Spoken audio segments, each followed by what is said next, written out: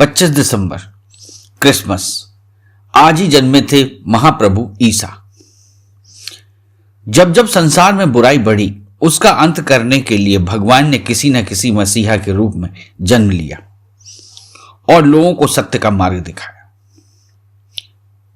श्रीमद् भगवद गीता के श्लोक के अनुसार ही ईसा मसीह की कथा प्रतीत होती है। सदियों पूर्व जब रोम में बहदेववाद, मूर्ति पूजा और धार्मिक आडंबर फैला हुआ था, एक और धनी वर्ग के लोग विलासमय जीवन व्यतीत कर रहे थे, तो दूसरी तरफ गरीबों की स्थिति अत्यंत दयनीय थी तथा रोम के शासक यहूदियों पर तरह तरह के अत्याचार किए जा रहे थे। एक दिन 25 दिसंबर को इजराइल के जेरूसलम से 8 किलोमीटर दूर बेथलहम नामक स्थान पर एक गरीब यहूदी परिवार में पिता यूसुफ के घर मां मरियम की कोख से एक तेजस्वी बालक ने जन्म लिया, जिसका नाम रखा गया था जीसस।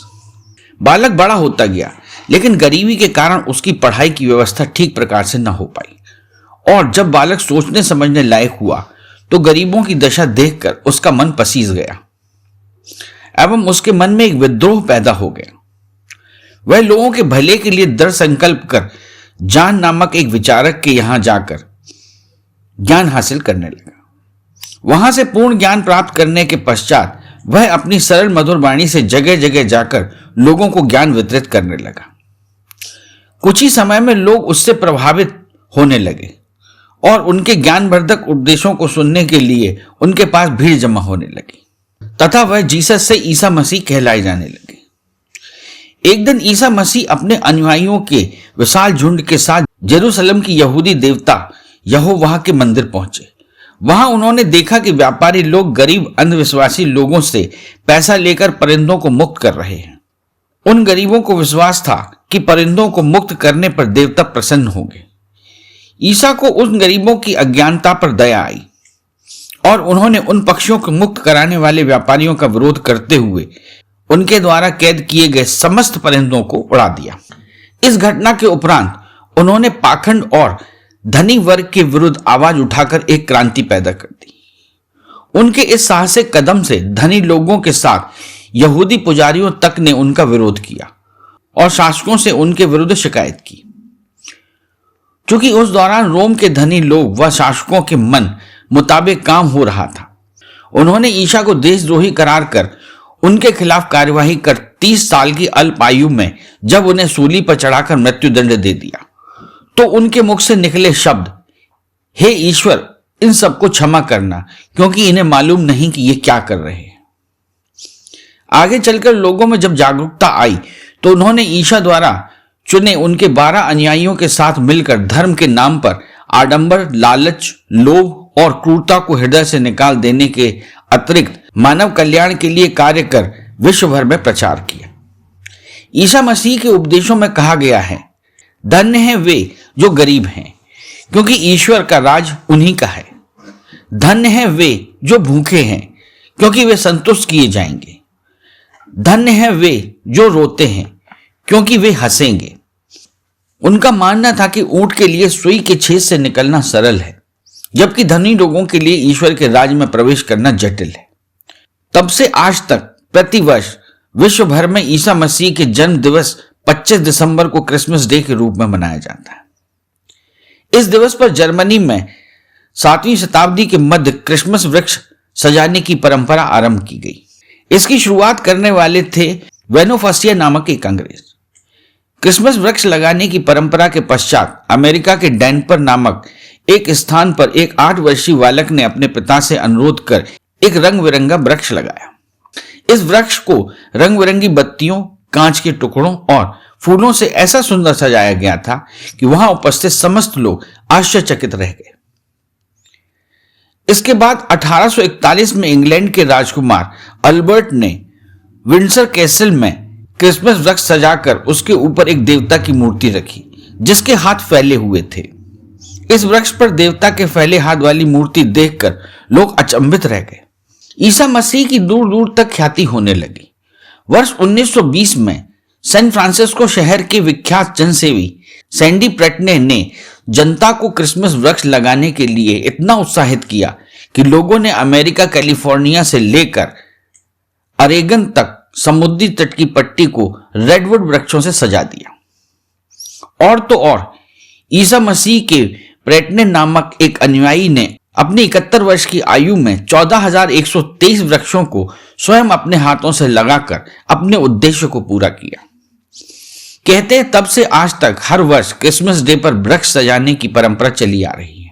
इस दिन पर वृक्ष सजाने के पीछे किंवदंती है कि 25 दिसंबर को जिस दिन ईसा का जन्म हुआ था, तो उस दिन उनके माता पिता के पास देवी देवताओं ने साक्षात प्रकट होकर सदाबहार फर को सितारों से सजाया था तथा विश्व के लगभग समस्त देशों में ईसा मसीह के श्रद्धालुओं द्वारा आज भी प्रतिवर्ष सदाबहार फर को क्रिसमस वृक्ष के प्रतीक के रूप में सजाया जाता है तथा उनके अनुयायी अपने अपने स्थान पर सदाबहार फर को लगाते आ रहे हैं। ईसाई समुदाय का सबसे बड़ा पर्व क्रिसमस यानी बड़ा दिन प्रभु ईसा मसीह के जन्मदिन के रूप में पूरे विश्व में अपनी भव्य परंपराओं और रीति रिवाजों के साथ मनाया जाता है। क्रिसमस पर गिरजाघरों को बल्बों की झालरों एवं अन्य प्रकार की रोशनियों से सजाया जाता है। इस दिन शाम को गिरजाघरों में सामूहिक रूप से प्रार्थना का आयोजन किया जाता है। प्रभु ईसा मसीह के जन्म के उपलक्ष्य में केक काटा जाता है और उसे प्रसाद के रूप में बांटा जाता है। बड़े दिन पर क्रिसमस ट्री तरह तरह के उपहार, खिलौने एवं फलों से सजाया जाता है। भारत में क्रिसमस का मुख्य समारोह गोवा में मनाया जाता है। वहां इन दिनों उत्साह व उमंग का वातावरण रहता है। 25 दिसंबर यानी क्रिसमस पर्व का आरंभ कब हुआ, इस बारे में कोई निश्चित जानकारी उपलब्ध नहीं है। यह अवश्य है कि प्रभु यीशु के जीवन काल में यह नहीं मनाया जाता था। उनके शिष्यों के समय के काफी बाद यह अस्तित्व में आया। सन 354 में दिनांक 25 दिसंबर को ईसा का जन्म दिवस घोषित किया गया और सन 440 में पोप ने भी इस तिथि को क्रिसमस दिवस के रूप में मनाए जाने की औपचारिक व विधिवत घोषणा कर दी। इसके बावजूद कॉन्स्टेंटिनोपल के गिरजाघर इसे 6 जनवरी को मनाते रहे। आज भी कुछ पर्व के पुरातनपंथी गिरजाघर इसे 6 जनवरी को ही मनाते हैं। वर्तमान समय में क्रिसमस पर्व सामान्य रूप से 1 या 2 दिन तक ही मनाया जाता है, लेकिन मध्यकाल में इसे 24 दिसंबर से 6 जनवरी तक अर्थात पूरे 14 दिन मनाया जाता था। उस समय इन दिनों सार्वजनिक अवकाश रहता था। पहले क्रिसमस के दिनों में ही ईसाई समुदाय के विवाह संपन्न होते थे और क्रिसमस स्टाइल रॉयल काउंसिल की बैठक भी इन्हीं दिनों संपन्न होती थी। 7वीं शताब्दी से लेकर 13वीं शताब्दी तक 25 दिसंबर के दिन से ही नागरिक, वैधानिक और कलीसियाई वर्ष की भी शुरुआत मानी जाती थी। आज विश्व के विभिन्न देशों में क्रिसमस पर्व अलग अलग प्रकार से मनाया जाता है। थाईलैंड में क्रिसमस के त्योहार पर घरों की सफाई और पुताई विशेष रूप से की जाती है। यहां बड़े दिन वाली संध्या को लोग एक दूसरे के यहां बधाई के लिए जाते हैं। चेकोस्लोवाकिया में बड़े दिन वाली शाम को एक सुसज्जित रथ पर क्रॉस पर लटके प्रभु ईसा मसीह की मूर्ति को अनेक उपहारों और खिलौनों से सजाकर एक भारी जुलूस के साथ निकाला जाता है। जापान में क्रिसमस के अवसर पर गिरजाघरों तथा विभिन्न सार्वजनिक स्थानों पर विशेष सभाओं का आयोजन किया जाता है। इस पावन अवसर पर जापान की सरकार बच्चों के लिए अनेक लाभकारी योजनाएं बनाती है एवं क्रियान्वित करती है। क्रिसमस के दिन पैदा हुए बच्चों को शुभ माना जाता है।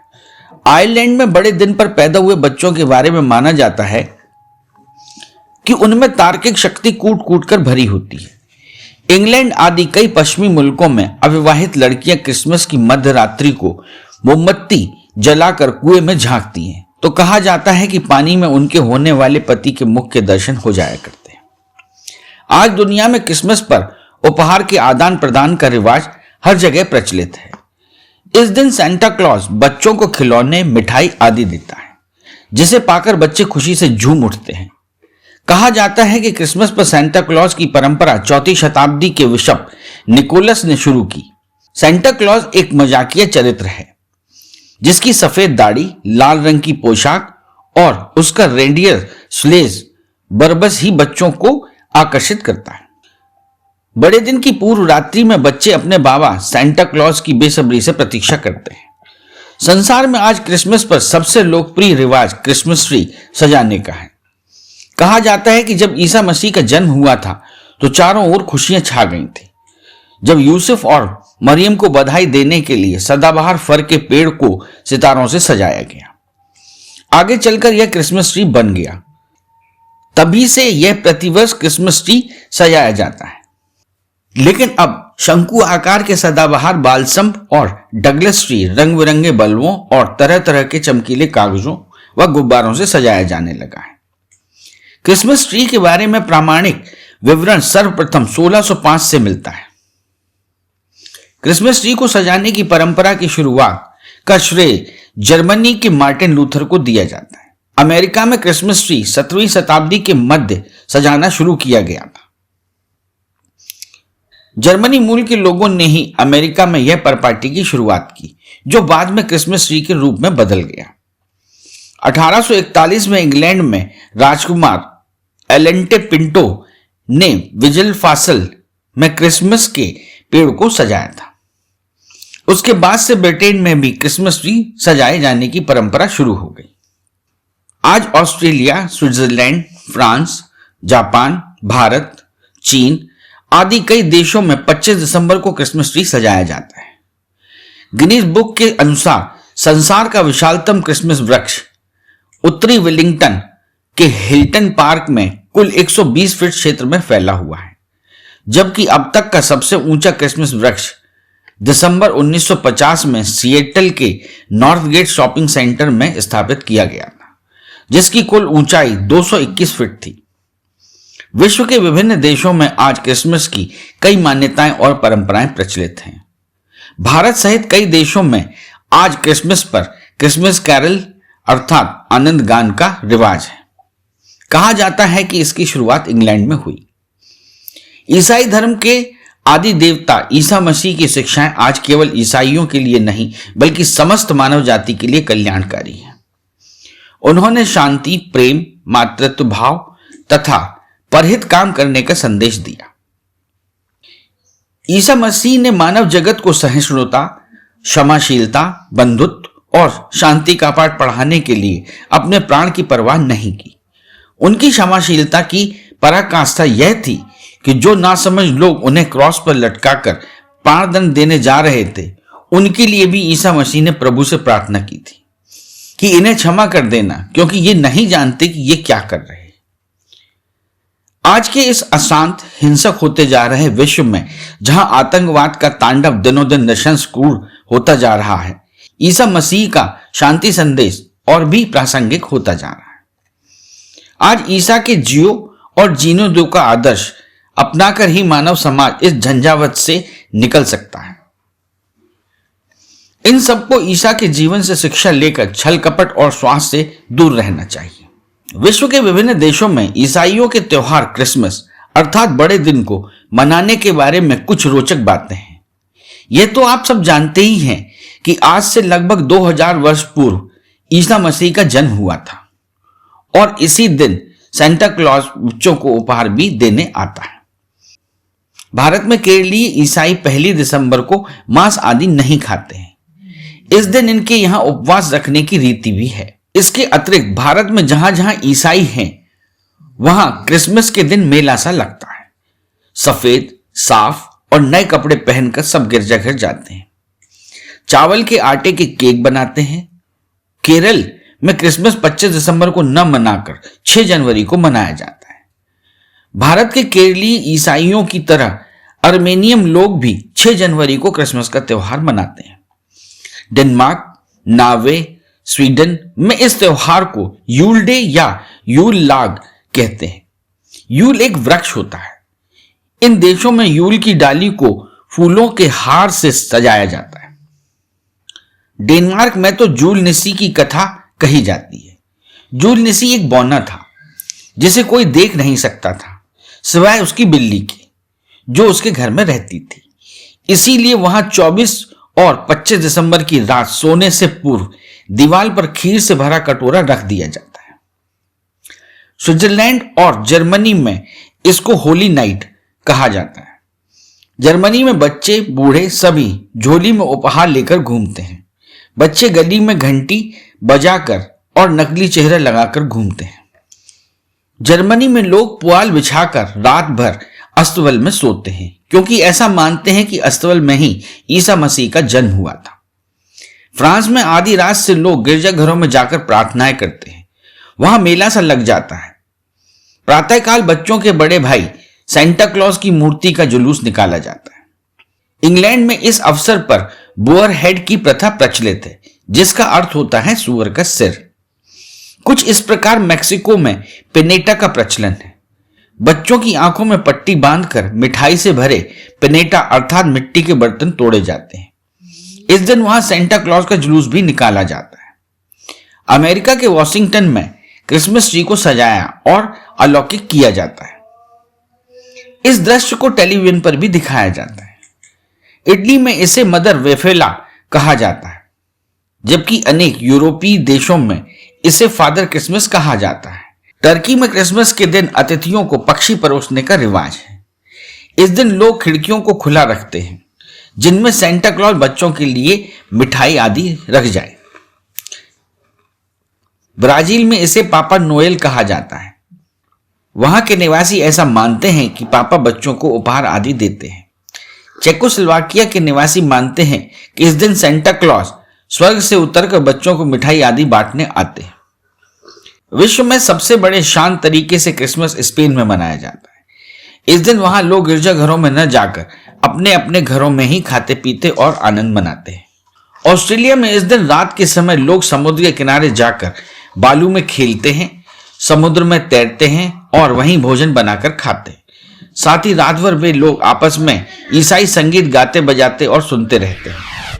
यदि आप अपना टैलेंट बंजारा बीट्स के साथ शेयर करना चाहते हैं तो 2 से 3 मिनट का वीडियो हॉरिजॉन्टल में बनाकर इन नंबरों पर भेजें।